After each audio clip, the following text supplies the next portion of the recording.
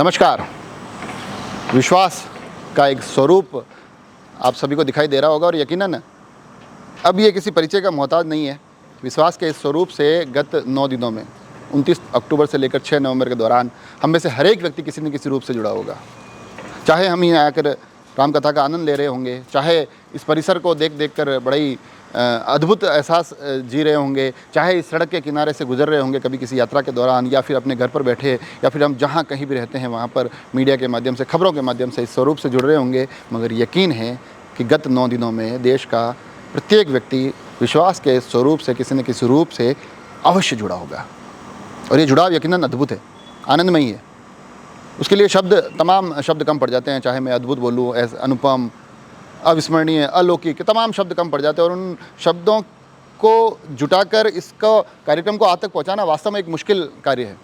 क्योंकि अगर हम थोड़ा सा महसूस करें ना कि जिस प्रांगण में प्रभु श्रीनाथ जी की इस नगरी में राम कथा के माध्यम से शिव प्रतिमा का लोकार्पण होता है, आराध्यों के इस अद्भुत मिलन को, जहाँ श्रीनाथ प्रभु भी विराजे हैं, जहाँ राम कथा जारी है, जहाँ शिव प्रतिमा का लोकार्पण है, तो ये अद्भुत जो संगम है आराध्यों का, वो इस लम्हे को अलौकिक और अविस्मरणीय बना ही देता है। मगर कार्यक्रम जो चला, कार्यक्रम से जो हम जुड़े, जैसा कि मैंने आपको अलग अलग तरीके से बताया कि यहाँ के लोग जो गेस्ट आ रहे हैं उनके लिए टेंट कैसे हैं, हमने बताया कि यहाँ जो आ रहे हैं लोग उनके लिए भोजन की व्यवस्था तो बड़ी अद्भुत। जहाँ मैं अंदर जब गया तो वहाँ चाहे इंद्र जी से मैंने बात की हो, चाहे भोजन बनाने वाले देवीलाल जी से बात की हो, नटवर भाई जो अपने तमाम काम छोड़कर यहाँ उस पूरी व्यवस्था का जायज़ा ले रहे थे, उस व्यवस्था को संभाल रहे थे, जिन्होंने कहा कि ये वाली सेवा मेरे मन की बहुत बड़ी भाव है, ये जुड़ाव मेरे लिए अद्भुत है। तो तमाम लोगों का पूरा एक समूह यहाँ जुटा था, जिनकी बदौलत ये इतना ऐतिहासिक कार्य हो पाया। जब मैं लोगों से बात कर रहा था आने जाने वाले, मैंने एपिसोड के माध्यम से आपको बताया कि लोगों के आने वाले भक्तों के भाव क्या है, तो वहाँ से कुछ कविताएं निकल कर आती है, वहाँ से कुछ तस्वीरें आती है जो इस आयोजन को अविस्मरणीय बना देती है। वहाँ जब मुझे नन्हे मुन्ने बच्चे मिलते हैं जो कहते हैं कि हमारा नाम मुरारी बापू ने रखा, जब बच्चे शिव की स्तुतियाँ गाते हैं, जब बच्चे राम के गीत गाते हैं, तो सच में वो वातावरण अद्भुत हो जाता है। मुरारी बापू की उस राम कथा से लेकर सड़कों पर गुजर रहे उन नन्हे मुन्ने बच्चों के मुँह से निकलने वाली राम के गीत, वो तमाम इस आयोजन को बड़ा ही ऐतिहासिक बना देते हैं। और हमने कोशिश की है कि पूरा आयोजन आप तक पहुँचाएँ, मगर आज ये कोशिश हम ये भी कर रहे हैं क्योंकि ये लम्हे तमाम जो यहाँ के पल गुजरे हैं इन 9 दिनों में, वो हम में से इससे जो जुड़ा है उसके लिए पूरी ज़िंदगी ना भूलने वाला एहसास बन गया है। भविष्य में बताई जाने वाली कहानियाँ यहाँ से निकल कर आएगी कि उस आयोजन के दौरान कितना क्या हुआ था, क्या क्या आयोजन की व्यवस्थाएं थी। मगर उन व्यवस्थाओं को धन्यवाद ना पहुँचाए तो शायद ये आज का एपिसोड अधूरा रह जाएगा। मुरारी बापू के श्रीमुख से आने वाले उस अद्भुत आनंद को, राम कथा के उस अद्भुत आनंद को हम जिस तरह से महसूस कर रहे थे, वो जिस तरह से हमारे पास पहुँच रहा था, उन तमाम व्यवस्थाओं को संभालने के लिए बहुत बड़ी टीम काम कर रही थी। मदन जी पालीवाल, जिन्होंने पहले दिन से लेकर आखिरी दिन तक जिस तरह से पूरी तरह से, और ये सिर्फ 9 दिन की बात नहीं कर रहा हूँ मैं, जब प्रेस कॉन्फ्रेंस की थी तब से लेकर जिस प्रकार से उन्होंने हर एक व्यक्ति तक यहाँ के एहसास को पहुँचाने की कोशिश की, यहाँ से जुड़े हुए पहलू साझा किए, वो सच में अद्भुत था।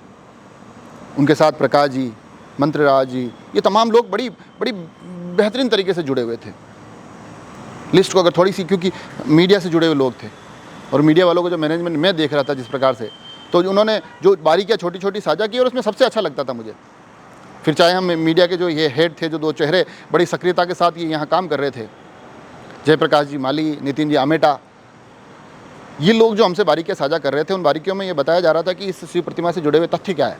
और उससे भी आगे निकल कर ये लोग हमसे साझा कर रहे थे कि यहाँ काम करने वाले कारीगरों के, यहाँ काम करने वाले लोगों के वीडियोज हमारे साथ साझा किए जा रहे थे। जब यहाँ तैयारियाँ चल रही थी तो उन तैयारियों को साझा किया जा रहा था। कोशिश ये थी कि इस कार्यक्रम से जुड़ा हुआ हर एक व्यक्ति किसी भी स्वरूप में से जुड़ा हो, चाहे वो यहाँ काम करने आया हो, चाहे वो अपने मन से आया हो, किसी भी स्वरूप में आया हुआ व्यक्ति जो इस आयोजन की ऐतिहासिक सफलता को सुनिश्चित कर रहा था, उन तमाम लोगों को धन्यवाद दिया जा सके, आभार जताया जा सके। तो मीडिया का भी ये दोनों का बड़े बेहतरीन काम रहा।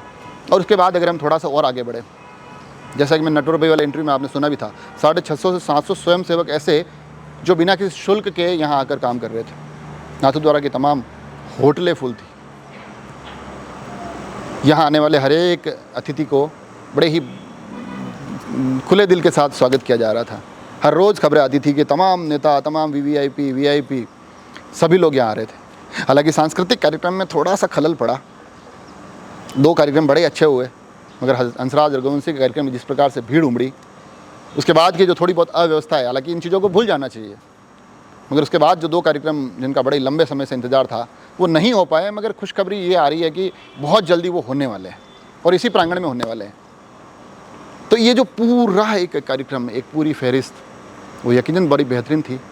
और मेरी कोशिश आज कि मैं यहाँ आऊँ, इस एपिसोड को मैं चाहता तो ऑफिस में बैठ के बना सकता था, राजसमंद के किसी रेस्टोरेंट में या कहीं पर भी किसी भी लोकेशन पर बैठ के बना सकता था। मैं चाहता था कि यहाँ आऊँ, शिव प्रतिमा को दिखाते हुए आप तक ये एपिसोड पहुँचाऊँ, उस प्रांगण के पास आकर वो एपिसोड पहुँचाऊँ, ताकि हम पुनः एक बार वो जुड़ाव महसूस कर सके, पुनः एक बार वो आनंद की जो यात्रा 29 अक्टूबर से 6 नवंबर तक चली, उससे 7 तारीख को भी थोड़ा बहुत हम उससे पुनः जुड़ सके। कोशिश हमने भी इस पूरे कार्यक्रम के दौरान अलग अलग स्वरूप के माध्यम से, अलग अलग एपिसोड के माध्यम से की कि ये पूरा कार्यक्रम आपके पास बेहतरीन तरीके से पहुँचे। हम कितना सफल हुए, कितना असफल हुए, मुझे नहीं पता, मगर यकीनन यह एहसास अद्भुत रहा। अंत में यही आग्रह, हमारे चैनल को सब्सक्राइब जरूर कर दीजिए। जुड़े रहे राजसमंद एक्सप्रेस से। धन्यवाद।